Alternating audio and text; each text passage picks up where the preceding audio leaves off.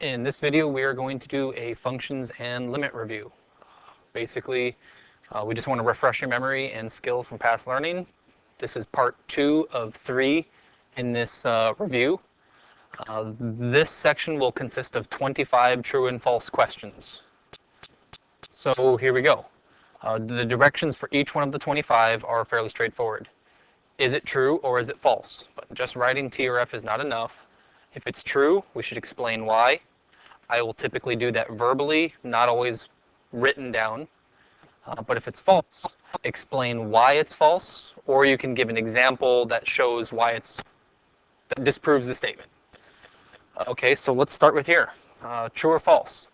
If f is a function, then f of the argument s plus t equals f of s plus f of t.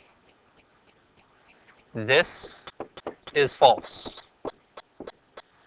A good example that would show that it's not true, we could say f of x is the function square root of x. So if we are taking the square root of -1 plus 5, that would be the square root of 4, which is positive 2. That makes sense. But if we tried splitting this up into square root of -1 plus square root of 5, we then encounter some problems where we'd get the imaginary number plus a square root of 5, which is clearly not 2. So square root is one type of function that shows this property is not true. If f of s is equal to f of t, then s is equal to t. Likewise, this is another one that is false, because we could have the function of x squared. Graphically, that gives us this picture then, with our symmetry. And so we would have this point where here are 2 points, a point S and a point T, that both have the same height, f of t or f of s, but they don't actually equal each other. Instead of having numbers s and t, if you prefer numbers, -2 squared will give you 4. +2 squared will give you 4. And 4 is equal to 4, but +2 does not equal -2. If x1 is less than x2 and f is a decreasing function, then f of x1 is greater than f of x2. Okay, so think about it. We have a decreasing function. And we're told something like x1 is less than x2. So we'd have f of x1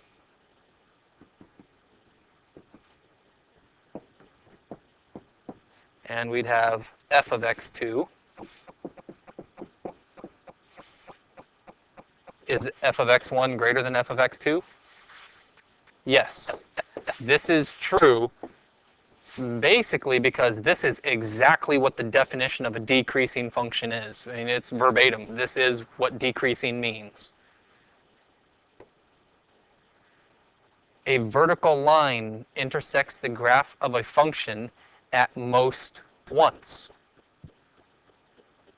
That's true. This piece is actually the vertical line test. The vertical line test says you draw whatever you want, and if you can have a vertical line, drag a vertical line across the function, and if it hits it in 2 places, it's not a function.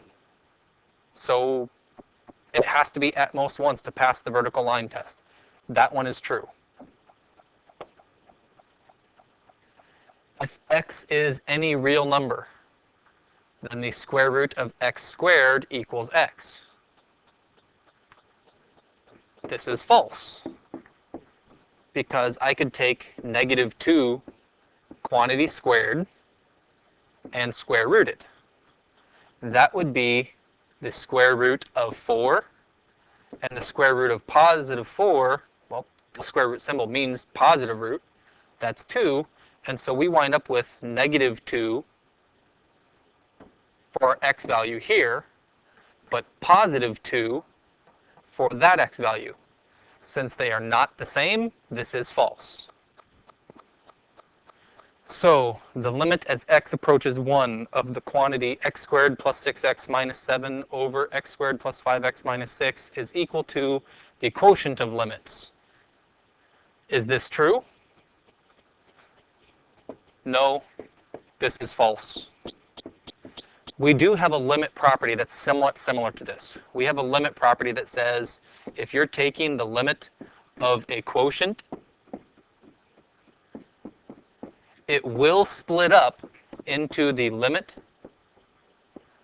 of two separate functions this way, which is exactly what's going on here on the left, but we had some assumptions behind it. Specifically, both of the limits must make sense, and especially the limit of the denominator cannot be equal to 0. Well, if we evaluate the limit of our denominator, we've got 1 squared plus 5 times 1 minus 6 equals 0. That's already violated our no zeros in the denominator rule. If we evaluated the numerator, we'd have 1 squared plus 6 times 1 minus 7, which is also 0. And when you've got a 0 over 0, it needs further investigation. This does not make sense over on the right. For the left-hand side, we know as a strategy that we would wind up factoring the numerator with x plus 7, x minus 1. Factor the denominator, x plus 6, x minus 1. And then our removable discontinuity would cancel with the x minus 1s, and then we could split it up as the limit x approaches 1, x plus 7 over the limit x approaches 1 of x plus 6, which gives us 8 over 7. The actual limit on the left is 8 over 7. That quotient of limits on the right does not make sense because they violated our rule. So number 9. If the limit as x approaches 5 of f of x equals 2, and the limit of as x approaches 5 of g of x is equal to 0, then the limit of x approaches 5 of f of x over g of x does not exist. Basically, we're kind of trying to use this same rule, where if we're trying to use it, we wind up saying the limit of f over g is going to 5 over 0, and you can't divide by 0. This would actually wind up having a piece that would balloon upward toward infinity. Because it's ballooning up to infinity, the limit does not exist. Therefore, this is one that is actually true. If the limit of f of x as x approaches a exists, but the limit of g of x as x approaches a, then the sum does not exist. Yeah, it's the same issue, where if we're taking a piece, overall this is true. It's the same idea that if we had, like what I was referring to here, how if we have 1 going to 5, but one of them is going to infinity, well, 5 plus infinity still does not exist for the limit, so this one's true. If p is a polynomial, then the limit as x approaches b of p of x equals p of b. This is true. You'll notice this part, that is the definition of continuity. Polynomials are continuous everywhere. Since a polynomial is continuous everywhere, then of course the definition of continuity will work. If f of 1 is greater than 0, so f of 1 is positive, f of 3 is less than 0, says f of 3 is negative. So basically, we're looking at this piece where we would say f of 1 is a positive number, f of 3 is a negative number. We're asking, is there a number c between 1 and 3 that will guarantee somewhere it's equal to 0? True or false? This one is false. You may be tempted to look at that and say true because of the intermediate value theorem, but the intermediate value theorem has one huge assumption. The intermediate value theorem requires that f is a continuous function. There's nothing here in this problem that says we have to have a continuous function. I could draw a function that comes down here, jumps, picks up, and continues. It meets all my criteria. F of 1 is positive, f of 3 is negative, but it never crosses the x-axis. So no, this one's false. But if we knew it was a continuous function, then we'd be able to say yes, this is true. Here's our next one. F is a function such that the limit of f of x as x approaches 0 equals 6. Then there exists a number delta such that if 0 is less than or equal to the absolute value of x is less than delta, then absolute value of f of x minus 6 is less than 1. True or false? This is true. Specifically, our epsilon delta definition said if we have x minus a is less than a number delta, then we will have f of x minus L is less than epsilon, but epsilon is any positive number. Any positive. Well, our x is approaching 0, so that's 0. This is just saying x, absolute value of x is less than delta. The L in our value is 6.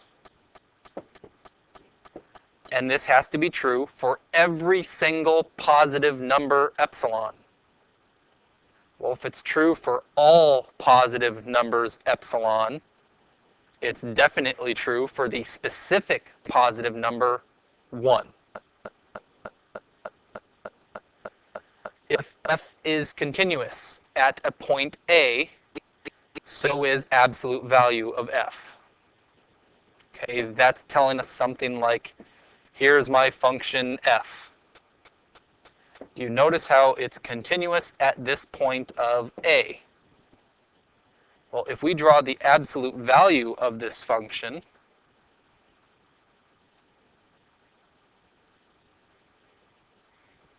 is it still continuous at x equals A? Yes, this one is true. Having it be continuous at the regular function does guarantee it will be continuous at its absolute value. So, if f is continuous on the absolute value,